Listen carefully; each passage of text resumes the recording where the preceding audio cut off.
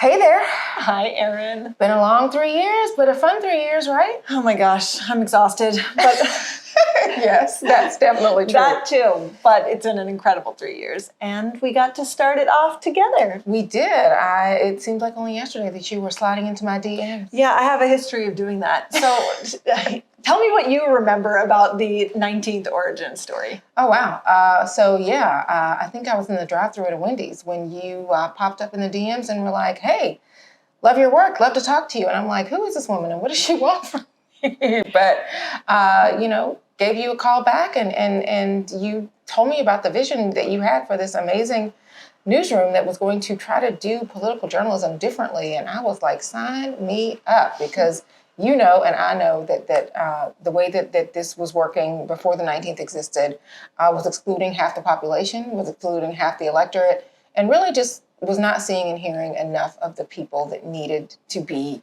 part of this democracy. And so from there, we started this journey together, and from since then we've grown to, where are we now? More than 50? Almost Amazing. 60? Approaching 60, yeah. Yeah, and just so many people that have resonated, our messages resonated with, that feels really special. So many members that have become part of the 19th family, and I can't believe just how many people have been part of making this dream real for us. So.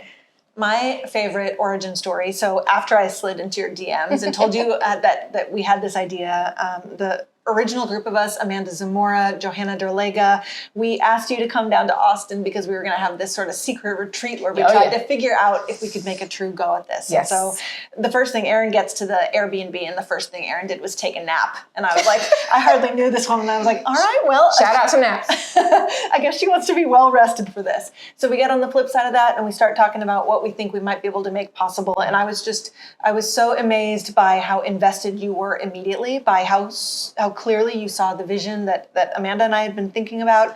And, we started talking about what the 19th could be named. And we really liked the name the 19th. We really liked what the 19th Amendment stood for, how inclusive it was of gender. But you were really clear immediately that the 19th itself as a name wasn't enough. Tell me a little bit about that. Well, look, so were you.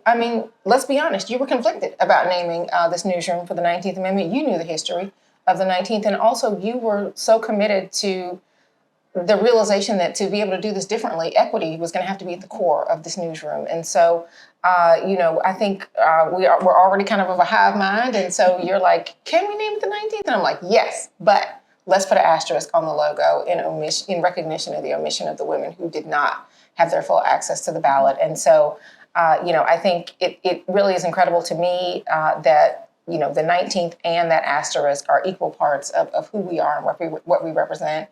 And I think it is just a testament to our commitment, even from before the beginning of the newsroom, that we were trying to be, and that we commit to be every single day for our readers and for all the people whose journalism, wouldn't be possible if it weren't for their stories.